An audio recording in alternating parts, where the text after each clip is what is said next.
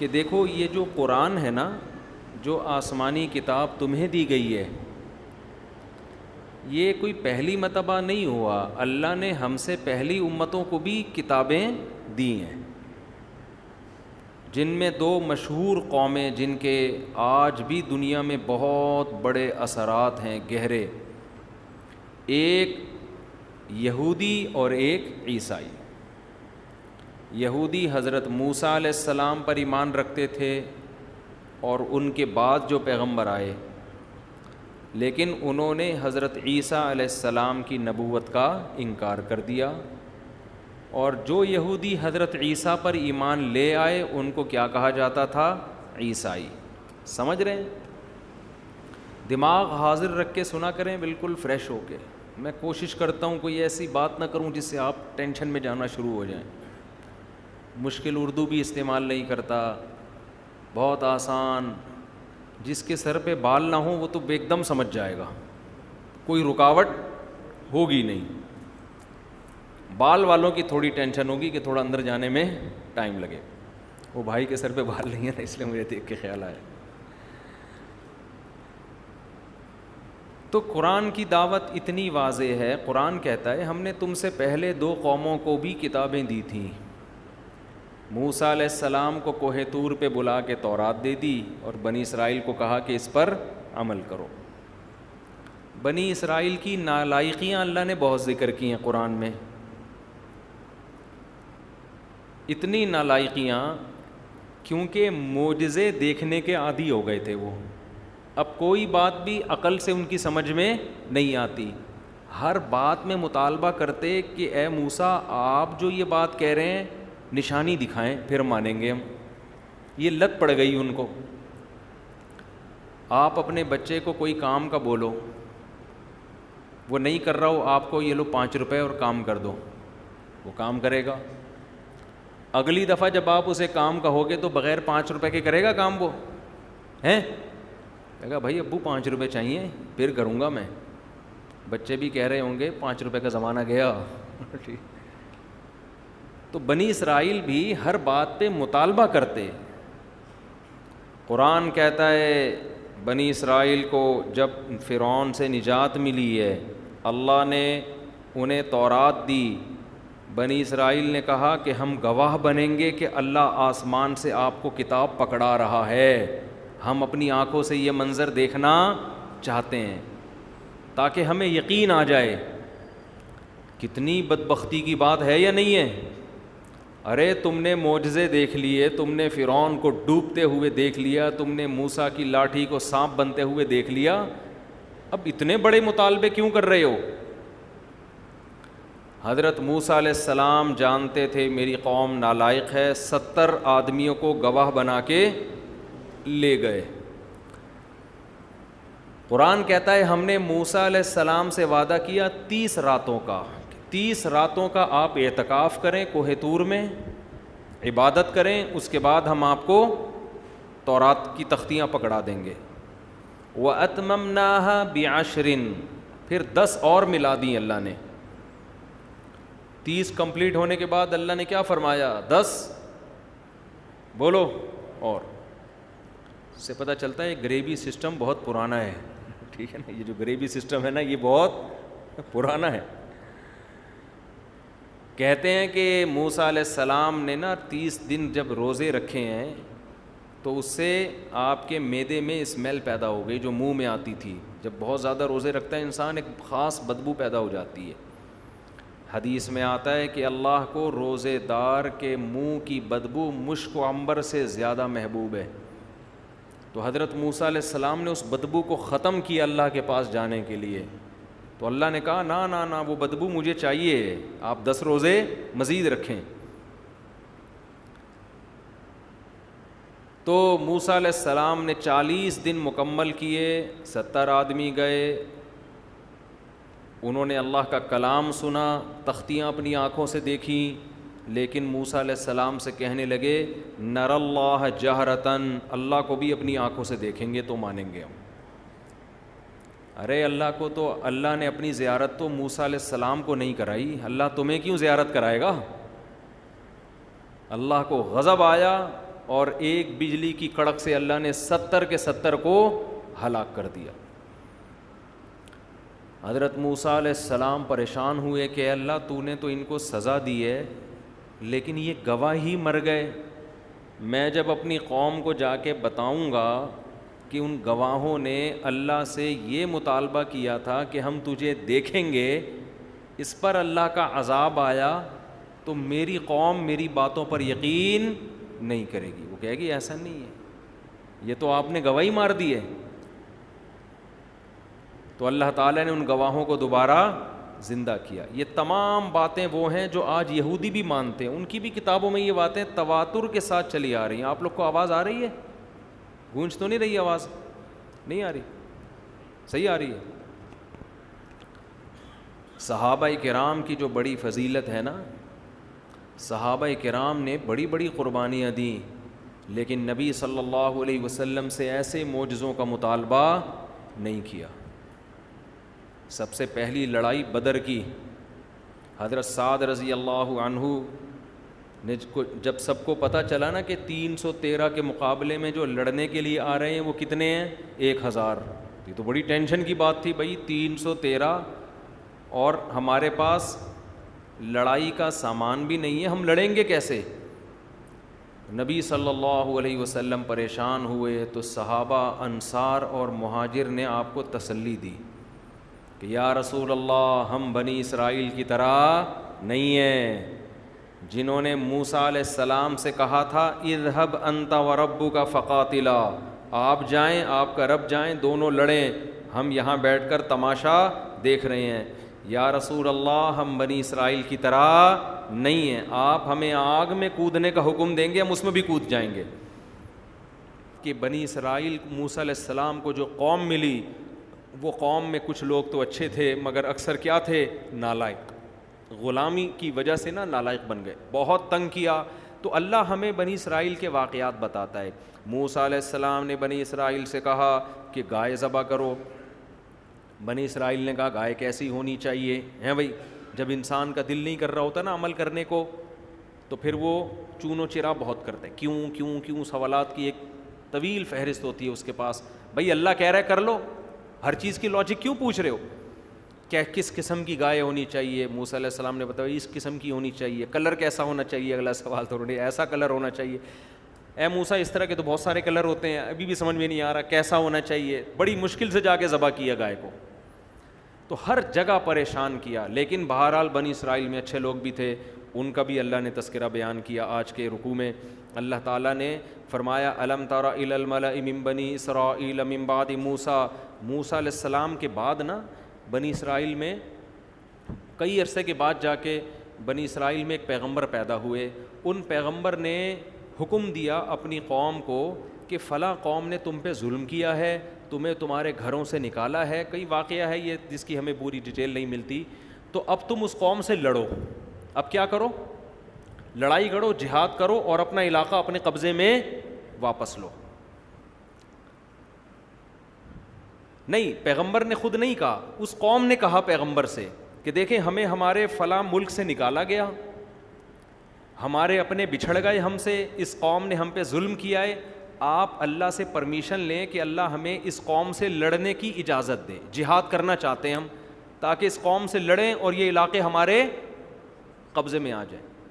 وہاں بھی کوئی وظیفوں کا تذکرہ نہیں ملتا کہ بنی اسرائیل نے پیغمبر سے کہا ہو کہ ہمیں اس قوم نے ظلم کر کے چونکہ واپس نکال دیا ہے، اللہ سے پوچھیں کوئی ایسا وظیفہ پتہ چل جائے کہ یہ قوم یہ شہر چھوڑ کے نکل جائے اور ہم دوبارہ اس شہر میں آ کے آباد ہو جائیں۔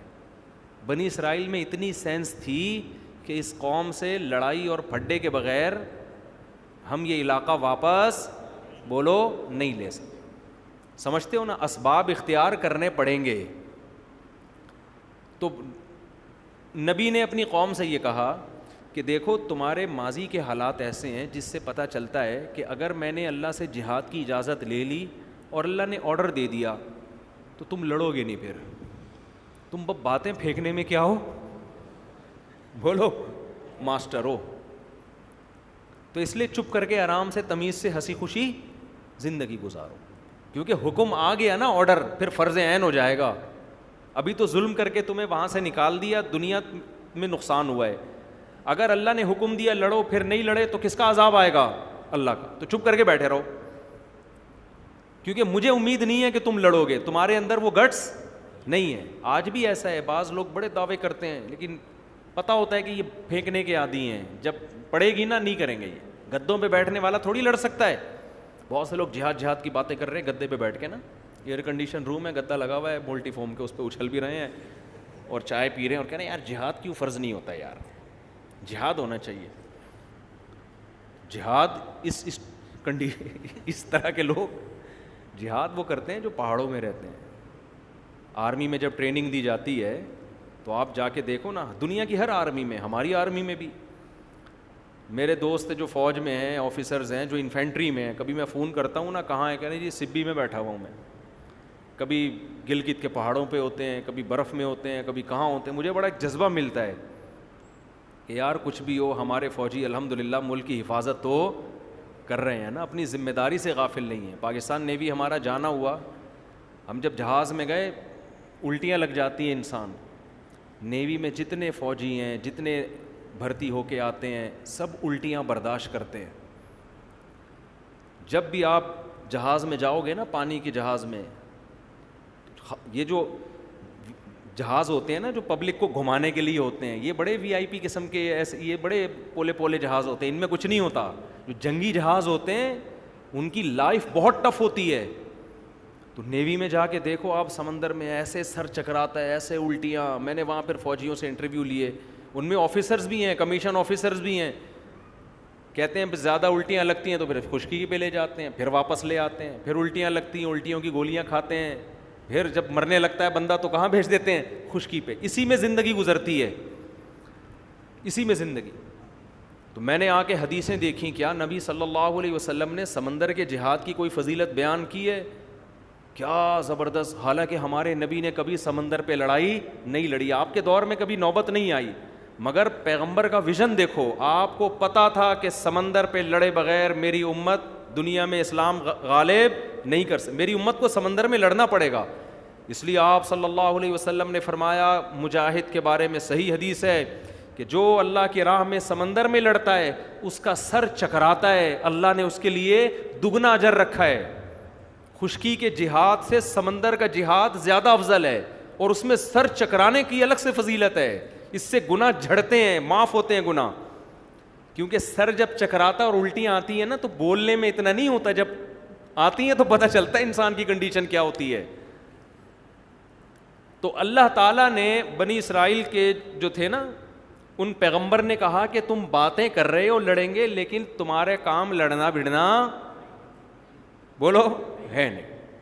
تم بیٹھو, میں اپنے الفاظ میں بیان کر رہا ہوں, آرام سے یہاں ہنسی خوشی زندگی گزارو, شادیوں کو فوکس کرو فی الحال, تم یہاں پیداوار بڑھاؤ. لیکن وہ قوم کہنے لگی, ما لنا لا نقاتل فی سبیل اللہ وقد اخرجنا من دیارنا وابنائنا. ہم سے ہمارے بیٹے چھین لیے گئے, گرفتار ہو گئے, قید ہو گئے, ہمیں ہمارے گھروں سے نکال دیا گیا. بھلا جہاد فرض ہوگا تو ہم کیوں نہیں لڑیں گے؟ لڑیں گے, آپ اللہ اس کے آرڈر تو لے کر آئیں. ان نبی نے اللہ سے دعا مانگی, اللہ نے وحی نازل کر دی کہ ٹھیک ہے جہاد کی تیاری کرو اور جا کے اس قوم سے لڑو, لڑو گے اللہ تمہیں غلبہ دے گا. اب جس نے یہ جو ہمیں جو اسباق ملتے ہیں نا, وہ میں بیان کرتا ہوں, یہ سمجھنے کا ہے. پیغمبر نے اس قوم پہ امیر بنا دیا, کمانڈر بنا دیا طالوت علیہ السلام کو. کس کو امیر بنا دیا؟ حضرت, وہ غریب آدمی تھے, ان کو کمانڈر بنا دیا. اب جس نے نہیں کرنا ہوتا نا, وہ ہر بات میں منفی پہلو نکالتا ہے. قوم کہنے لگی یہ امیر بننے کے قابل نہیں. ارے جب تمہیں بنا دیا امیر, جو ہے جیسا ہے, ہر آدمی سے تھوڑی مشورہ لیا جائے گا. کہنے لگے نہیں, یہ تو غریب آدمی ہے, کل تک تو یہ جیسے لوگ کہہ رہے ہوتے ہیں نا, کل تک تو یہ سائیکل پہ گھومتا تھا, آج اسی کو ہمارا حاکم بنا دیا ہے. بھائی لوگ کہہ رہے ہوتے ہیں نا, ایک تاجر ہیں بڑے مالدار, مجھے لوگ کہتے ہیں کل تک تو یہ سائیکل پہ گھومتا تھا, آج دیکھو لینڈ کروزر میں گھوم رہا ہے. تو میں نے کہا کیا ہو گیا, اگر اللہ نے کل تک سائیکل پہ گھمایا, رکشے میں, آج اس کو لینڈ کروزر میں گھمایا, تو اس میں تکلیف کی کیا بات ہے؟ یہ ضروری ہے کہ جو کل لینڈ کروزر میں گھومتا تھا آج وہی گھومے گا؟ سائیکل سے لینڈ کروزر پہ آنا اسلام میں حرام ہے کہ اللہ نے دے دیے رزق کے دروازے کھول دیے تو طنز کیوں کر رہے ہو؟ تو انہوں نے کہا یہ غریب آدمی یار یہ ہمارا کمانڈر بنے گا. تو پیغمبر نے اس قوم کو کیا کہا؟ ان اللہ زادکم، وہ کیا ہے؟ ان اللہ زادکم زاد علیکم کیا ہے بھائی وہ آیت پڑھو یار. ان اللہ اصطفاہ علیکم وزادکم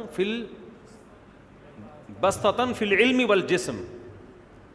دیکھو ان میں دو خاصیتیں، نالج ان کے پاس زیادہ ہے. نالج سے مراد یہاں جنگ کی نالج. یہاں بھی دیکھو اسباب اختیار کیے جا رہے ہیں. یہ نہیں کہ یہ چونکہ اللہ والے بزرگ ہیں ان کو اٹھا کے کمانڈر بنا دو. آج کل یہ ہو رہا ہے، لوگ دیکھ رہے ہیں نیک آدمی کون ہے اس کو بنا دو. نیک ہونا الگ چیز ہے، تجربے کار ہونا الگ چیز ہے. کتنی خاندانی بات کی. آج ہم نے ایک مہمان بلائے تھے نا، بڑی زبردست. میں اکثر بیانات میں یہ بات کہتا رہتا ہوں کہ رسول اللہ صلی اللہ علیہ وسلم نے حضرت خالد بن ولید کو کمانڈر بنایا، حضرت ابو ہریرہ کو کمانڈر نہیں بنایا. حضرت ابو ہریرہ کو حدیثیں یاد کرنے پر لگایا، خالد بن ولید کو حدیثیں جمع کرنے پر بولو نہیں لگایا. جس کے اندر جو صلاحیت ہے اس سے وہ کام لیا جا رہا ہے. حضرت بلال کو مؤذن بنایا، آواز اونچی ہے، آواز اچھی ہے، ان کو جنگ میں کمانڈر نہیں بنایا جا رہا. تو ایبلٹی دیکھی جاتی ہے. آج ہماری تباہی کا ایک بہت بڑا ذریعہ یہ بھی ہے کہ فقہا نے تو یہاں تک لکھا ہے کہ جنگ میں دو آدمی ہیں. ایک آدمی وہ ہے جو فاسق و فاجر ہے، گنہگار آدمی ہے، نیک نہیں ہے، جنگ لڑنے کا تجربہ ہے، فائٹ اچھی جانتا ہے. مسلمانوں کا کمانڈر اس فاسق و فاجر کو بنایا جائے گا. دوسرا نیک ہے، پرہیزگار ہے، اللہ اللہ کرتا ہے، تہجد گزار، روزے دار، مگر جنگی تجربہ اس کے پاس بولو نہیں ہے. اس کو کمانڈر نہیں بنا، وہ مروا دے گا. ٹھیک ہے نا؟ وہ کیا کرے گا؟ وہ اتنا نرم دل ہے اللہ اللہ کرنے کی وجہ سے کہ جب اس کو آپ نے کمانڈر بنایا اور دشمن نے آ کے للکارا تو اس کی کانپیں ٹانگنے لگیں. یا وہ بیچارہ انسپائر ہو گیا ان سے. میں نے بعض نیک لوگ ایسے دیکھے ہیں ان سے مکھی نہیں ماری جاتی، اتنے نرم دل ہوتے ہیں. ان کے اندر ہی کوالٹی ہے، نرم دل ہے. اب وہ ان سے تلوار. ایک صاحب ایسے بھی تھے ہمارے محلے میں، بہت نیک تھے، قربانی میں ان سے بکرا ذبح نہیں ہوتا تھا. ان کو رونا آنا لگتا تھا، یار میں کیسے کاٹوں یار. لیکن ان میں تھوڑی عقل تھی، انہوں نے کہا یار اللہ کا حکم ہے، اس کو پورا کرو اپنے دل کو. وہ ان سے بکرا نہیں کٹتا تھا. تھے بہت نیک، انتقال ہو گیا، اللہ مغفرت فرمائے. قربانی میں بکرا نہیں کٹتا ان سے نا، رونا آتا تھا ان کو. وہ نہیں کہہ رہے بھائی میرے سے نہیں یہ منظر دیکھا جاتا. نیک تھے، درس قرآن بھی دیتے تھے، اتنے نیک تھے. اب آپ بتاؤ ایسے نیک کو جب آپ کمانڈر بنا دو جس سے بکرا نہیں کٹ رہا، وہ دشمن کی گردن کہاں سے کاٹے گا؟ وہ تو بندوق چلانے سے پہلے وہ سامنے والا کہے گا میرے چھوٹے چھوٹے بچے ہیں. کہے گا یار اس کے تو چھوٹے چھوٹے بچے ہیں. یہ نہیں دیکھ رہا کہ یہ سارے کیا کمارے چھڑے چھاٹ ہیں جو ہمارے ساتھ لڑنے کے لیے آئے ہوئے ہیں، یہ بھی تو کسی کے بچے ہیں. تو جنگ کے اصول الگ ہوتے ہیں. تو خیر نبی نے کیا کہا کہ دیکھو یہ جو طالوت ہے نا، اللہ نے ان کو نالج دی ہے، جنگ لڑنے کا تجربہ، جنگی امور. نقشے بھی محمد بن قاسم کے بارے میں تاریخ کی کتابوں میں ہے کہ سندھ کا نقشہ ایک دفعہ اس نے دیکھا ہے ایسے، اور اس نقشے کو دماغ میں انسٹال کیا اور کہاں پہنچا؟ دیبل کے راستے سندھ پہنچائے وہ. کیونکہ اتنے لمبے لمبے صحرا اور سمندر عبور کرنا آسان کام نہیں تھا. اس کے لیے کھوپڑی، پہلے گوگل میپ تھوڑی تھا، آپ کے دماغ کو گوگل میپ والا کام کرنا چاہیے تھا. اب آپ نے ایسے کند ذہن آدمی کو نقشہ پکڑا دیا کہ دیبل جانا ہے بھائی. وہ پوری رات بیٹھا ہوا کہ یار یہ ادھر سے ٹرن ماروں گا، ادھر سے بصرہ آ رہا ہے، بصرہ سے لیفٹ پہ ٹرن ماروں گا تو کوفہ آ رہا ہے، کوفہ سے جب ادھر کو نکلا تو ابے بھائی میری کھوپڑی کام نہیں کر رہی. پتہ چلا دیبل کو فتح کرنے نکلے تھے، نکل گئے افغانستان.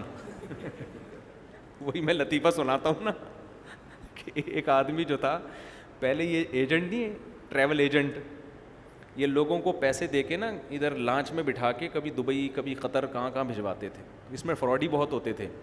تو ایک آدمی نے ٹریول ایجنٹ کو پیسے دیے کہ مجھے مسقط جانا ہے. اس نے گھما کے نا سمندر میں جانے کے بعد پتہ نہیں چلتا کدھر آ گیا آدمی, گھما کے ادھر گوادر پہ اتار دیا اس کو, ساحل پہ. پہلے گوادر آباد بھی نہیں تھا, اب یہ گوادر میں گھوم رہا ہے, یہ سمجھ رہا ہے مسقط ہے. اس کو بھائی اب تو خود جا. اس کو بندہ نظر آیا ریگستان میں, اس نے پوچھا یار تمہیں پتہ ہے کہ مسقط کدھر ہے؟ تو پتہ نہیں, میں تو خود قطر میں گھوم رہا ہوں بھائی. مجھے تو پتہ نہیں میں خود کہاں ہوں, قطر میں گھوم رہا ہوں. تو جس کو سمندر میں ستارے پڑھنے نہیں آتے, راستوں کا پتہ نہیں ہے, وہ کمانڈ کرے گا. اور بعض لوگ ایسے کن ذہن ہوتے ہیں, ان کو سمجھاؤ پھر بھی. فوج میں کمیشن آفیسر کے لیے ISSB کا ٹیسٹ ہے. اس کی ایک بہت بڑی وجہ یہ ہے کہ اس کی کھوپڑی کام کرتی ہے کہ نہیں کرتی ہے, ٹھیک ہے نا. کمانڈ کرے گا تو اس کے لیے کیا چاہیے؟ کھوپڑی چاہیے. مروا نہ دے کہیں. اس کو بولا تھا بھائی کارگل جانا ہے اور یہ کہاں نکل لی ہے, چترال کی طرف نکل لی ہے یہ. خیر ان کو وہی قطر میں چھوڑے, بھی بہت لمبا, پھر وہ بیان کا سارا رخ ہی چینج ہو جاتا ہے. تو حضرت ان پیغمبر نے کیا کہا کہ غریب ہیں لیکن 2 کوالٹی ہیں. نمبر 1 علم. علم کیا ہے؟ نالج, جنگوں کا تجربہ, نقشے پڑھنا, یہ سب چیزیں ان میں تم سے زیادہ ہیں. دوسری چیز جسم, صحت مند بھی ہیں. تجربہ تو آپ کے کمانڈر کے پاس بہت ہے, مگر کمانڈر نہیں ہے, اتنا سا ہے وہ, آدھا نظر آ رہا ہے آدھا نہیں ہے. اسے دیکھ کے موٹیویشن ہی نہیں ملتی آدمی کو. کمانڈر جب خود آگے آگے ہوتا ہے, فوجیوں کو ایک موٹیویشن ملتی ہے کہ یار یہ لڑ رہا ہے تو ہم بھی لڑیں گے. یہ انسان کی نا پرسنالٹی کا بڑا, فوج میں بڑے دیکھو گورے نے نا, گورا بڑا ہوشیار ہے. گورے نے فوج میں کچھ ایسے جو ہمارے ملک میں بھی فالو کر رہے ہیں, گورے نے بڑی کچھ چیزیں بڑی خاندانی کی ہیں. اور یہ نبی صلی اللہ علیہ وسلم کا اصول ہے.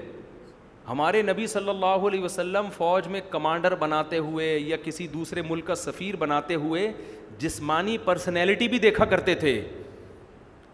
علامہ ابن کثیر رحمہ اللہ نے لکھا ہے کہ نبی نے جتنے سفیر غیر ملکیوں کے پاس بھیجے نا, غیر ملکی بادشاہوں کے پاس, ان میں 2 کوالٹی تھیں. سب خوبصورت تھے اور سب کو بولنا بڑا اچھا آتا تھا, تاکہ جب پہلا امپریشن پڑے نا غیر مسلم بادشاہ کے پاس, وہ متاثر ہو جائے, روب میں آ جائے کہ بھائی کوئی بندہ آیا ہے بات کرنے کے لیے. آپ نے کسی ایسے کو بھیج دیا, اس سے بات ہی نہیں ہو رہی, وہ ہچکچا رہا ہے, اس کی کانپیں ٹانگ رہی ہیں, وہ گھبرا رہا ہے, تو وہ کہے گا یار جن کا نمائندہ ایسا ہے وہ قوم بھی ایسی ہوگی. حالانکہ ضروری نہیں ہے بھائی, ہو سکتا ہے یہ بندہ ایسا ہو باقی قوم ایسی نہ ہو. پرسنالٹی کا بھی بڑا خیال کیا ہے. ایک صحابی تھے, دحیہ کلبی غالباً نام تھا ان کا, وہ نبی کے سفیر تھے. اتنے خوبصورت, ایسا قد, ایسی پرسنالٹی کہ حضرت عمر نے ان پر پابندی لگا دی کہ مدینہ میں نقاب پہنے بغیر آپ کو آنے کی اجازت نہیں ہے. کیونکہ مدینہ میں بعض عورتوں کے فتنہ میں مبتلا ہونے کا اندیشہ ہو گیا تھا. ان کی جب عورتوں کی ان پہ نظر پڑتی نا, اس خطرہ تھا کہ فتنے میں نہ پڑ جائیں گے. ایسی پرسنالٹی تھی. تو جب وہ مدینہ میں آتے منہ ڈھانک کے آتے کرتے, اندازہ لگاؤ کیا جب یہ پرسنالٹی بادشاہوں کی آنکھوں میں آنکھیں ڈال کے بات کرتی ہوگی, بادشاہ بھی کہتے ہوں گے بھائی کوئی قوم ہے جس کا نمائندہ آیا ہے. تو اسی وجہ سے فوج میں کمیشن آفیسر کی پرسنالٹی بھی دیکھی جاتی ہے. میں جب برما گیا نا, وہاں میں فوجی آفیسرز تو بہت ہوتے ہیں, گھوم رہے ہوتے ہیں, میں ان سے ملا تو پھر ہمیں اپنے فوجی یاد آئے. یار ہمارے فوجی کیسے ماشاءاللہ لمبے تڑنگے چوڑے ہوتے ہیں نا, پاکستان آرمی میں تو دیکھا ہوگا آپ نے, اور وہ واگھا بارڈر پہ دیکھ لو. تو یہ جب میں نے برما کے دیکھا نا, اتنے سے ساشے گھوم رہے تھے فوجیوں کے. تو جب آدمی کمپیئر کرتا ہے نا تو پھر اپنی فوج کی قدر ہوتی ہے. میں نے کہا یار ہمارے تو بڑے ایک قداور ہوتے ہیں, ایسی پرسنالٹی ہوتی ہے, ان کو تو دیکھ کے دل چاہ رہا ہے گرفتاری دے دو ان کو, بلکہ ان کو گرفتار کر لو. یہ فرق پڑتا ہے. تو خیر ان پیغمبر نے کیا کہا, زادکم بسطتن فی العلم والجسم. اللہ نے ان کو جسامت بھی دی ہے, پرسنالٹی بھی دی ہے, اور نالج بھی. تو پیسہ سب کچھ نہیں ہوتا. بہرحال جب گھنٹوں قوم کا بٹھا کے سمجھایا ہے تو قوم نے مان لیا کہ جی ہمارے امیر ہیں. اب کیا ہوا, تو جو طالوت علیہ السلام تھے انہوں نے جب فوج کو لے کے چلے ہیں, تو چونکہ مجاہدین کی تعداد بہت تھوڑی تھی اور دشمن کی تعداد بہت زیادہ, تو اب اسباب کی دنیا میں فتح ہونے کا امکان نہیں تھا. ایسے موقع پہ لڑنا جائز نہیں ہے، لیکن اللہ نے چونکہ مدد کا وعدہ کیا تھا وحی کے ذریعے، تو لڑنا کیا ہو گیا تھا؟ فرض ہو گیا تھا۔ جب اللہ نے وعدہ کر لیا، جب اللہ اگر ایک کو بھی لاکھوں سے لڑوا دے تو جب اللہ حکم دے تو پھر تھوڑی دیکھا جائے گا کہ اسباب ہیں یا نہیں۔ نارملی شریعت نے حکم دیا ہے کہ اگر آپ کے پاس لڑنے کی طاقت نہیں ہے تو آپ لڑائی کا پنگا بولو نہ لیں۔ یہ جہاد نہیں ہے کہ ہے کچھ بھی نہیں اور پھڑ جاؤ، یہ کر دو وہ کر دو، یہ ہمیں نبی کی سیرت سے نہیں پتہ چلتا۔ تو پھر کیا ہوا ہے کہ جب وہ تو اب اسباب کی دنیا میں کمزور تھے، تو اب اللہ نے ان کو حکم دیا، حضرت طالوت کو کہا کہ میں آپ کی قوم کو آزماؤں گا، ان کو شدید پیاس لگے گی، جب اسباب نہیں ہے تو تقوی کی بیس پہ لڑیں گے نا اب تو اب میں ان کے تقوی کا امتحان لوں گا۔ شدید پیاس لگے گی لیکن دریا سے پانی پینے کی کسی کو اجازت نہیں ہے سوائے ایک آدھ چلو کے، اگر پانی پی لیا تو اللہ ان سے ناراض ہو جائے گا، پھر ان کو فتح نہیں ملے گی۔ یہ اللہ کی طرف سے آزمائش تھی۔ قرآن کیا کہتا ہے؟ فَشَرِبُوا مِنْهُ إِلَّا قَلِيلًا مِّنْهُمْ، زیادہ تر نے پیا، تھوڑے سے لوگ تھے جنہوں نے نہیں پیا۔ ان میں حضرت داؤد علیہ السلام بھی تھے جن کو ابھی تک نبوت نہیں ملی تھی، ان کو ابھی نبوت ملی نہیں تھی، زیادہ تر نے پی لیا، تھوڑے سے لوگوں نے نہیں پیا۔ تو اب اللہ کی مدد تو ہٹ گئی نا، لیکن ان تھوڑوں سو کے ساتھ اللہ کی مدد۔ مقابلہ کے لیے فوجیں سامنے آ کے کھڑی ہوئی ہیں، اتنی بڑی فوجیں، اور ان کا کمانڈر تھا، اس کا نام تھا جالوت۔ ادھر مسلمانوں کا کمانڈر کا نام تھا طالوت، ان کے کمانڈر کا نام تھا جالوت۔ تو جنہوں نے پانی پیا تھا نا، انہوں نے اتنا بڑا لشکر دیکھ کے اپنے کمانڈر سے کہا لا طاقت لنا اليوم بجالوت وجنودی، جالوت اور اس کے لشکر سے لڑنے کی ہم میں طاقت نہیں ہو سکتا بھائی، ہمتیں پست۔ آپ کو پتہ ہے کسی فوج کی ہمت لڑائی سے پہلے پست ہو جائے، وہ پاورفل ہونے کے باوجود بھی فتح نہیں۔ ہمارے حضرت نے یہاں لکھا ہے کہ دیکھو اس سے پتہ چلتا ہے کہ جو اللہ کی راہ میں لڑنے والے لوگ ہیں نا، ان کے لیے گناہ کرنا بہت خطرناک ہے۔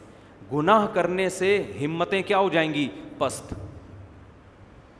گناہ کرنے سے پھر لڑائی کی موٹیویشن نہیں ملتی آپ کو، پھر یا تو آپ کے پاس پاور اتنی ہو کہ آپ کو پتہ ہے یہ تھوڑے سے لوگ ہیں، اڑا دوں گا میں ان کو۔ برابر کبھی مقابلہ ہوگا نا، اگر مسلمان گناہ کر رہا ہے، آپ کی فوج میں مجاہدین میں گناہ کرنے والے لوگ ہیں، آپ کی ہمتیں پست ہو جائیں گی۔ یہی ہوا اس قوم کے ساتھ، ان کی ہمتیں کیا ہو گئیں؟ پست۔ جنہوں نے پانی پیا تھا، جنہوں نے نہیں پیا تھا ان کی ہمتیں پست نہیں ہوئیں۔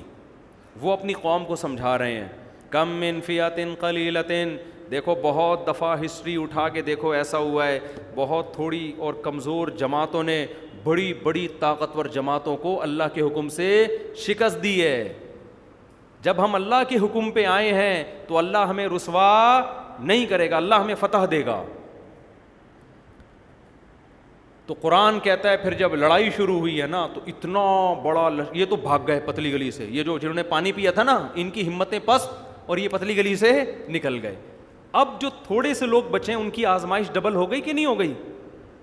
تو اور آزمائش ہے بھائی، آپ کے اپنے لوگ بھاگ گئے، ان کو تو اللہ نے کیا سزا دی ہوگی اس کا قرآن میں تذکرہ نہیں ہے۔ حدیث قرآن میں تو یہ پتہ چلتا ہے کہ جو میدان جنگ سے بھاگتا ہے تو بہت بڑا عذاب ہے اس کے لیے قیامت کے دن، اس پر اللہ کا غضب ہے، اس پر اللہ کی لعنت ہے، کیونکہ وہ خود نہیں بھاگ رہا، وہ دوسروں کا جذبہ بھی خراب کر رہا ہے۔ وہ اتنا بڑا جرم ہے میدان جنگ سے بھاگنا۔ جو اکبر الکبائر ہے نا، اکبر الکبائر، ان اکبر الکبائر میں علماء نے میدان جنگ سے بھاگنے کو لکھا ہے کہ اگر آپ میدان جنگ میں اپنے ساتھیوں کو اکیلا چھوڑ کے بھاگ جاتے ہیں، ڈٹنا ہے آپ نے، وہاں پہ رہنا ہے۔ تو وہ تھوڑے سے لوگ تھے، ان میں حضرت داؤد بھی تھے جن کو نبوت نہیں ملی تھی۔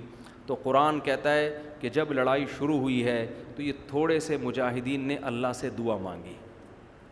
کیا دعا مانگی؟ وہ دعا پڑھتے ہوئے بڑا مزہ آتا ہے، ربنا افرغ علینا صبرا وثبت اقدامنا وانصرنا علی القوم الکافرین، اے اللہ ہم پہ صبر انڈیل دے۔ عجیب الفاظ ہیں، یہ نہیں کہ اللہ ہمیں صبر کی توفیق دے دے، اے اللہ صبر کی توفیق سے کام نہیں چلے گا۔ انڈیلنا کسے کہتے ہیں عربی میں؟ فراغت سے یہ لفظ نکلا ہے، فراغت، افراغ۔ فراغت کسے کہتے ہیں؟ کسی چیز کو کسی چیز سے فارغ کر دینا۔ بالٹی میں جب پانی ہوتا ہے نا، تو جب آپ یوں کر کے انڈیلتے ہیں تو وہ پانی سے 2 منٹ میں کیا ہو جاتی ہے؟ فارغ۔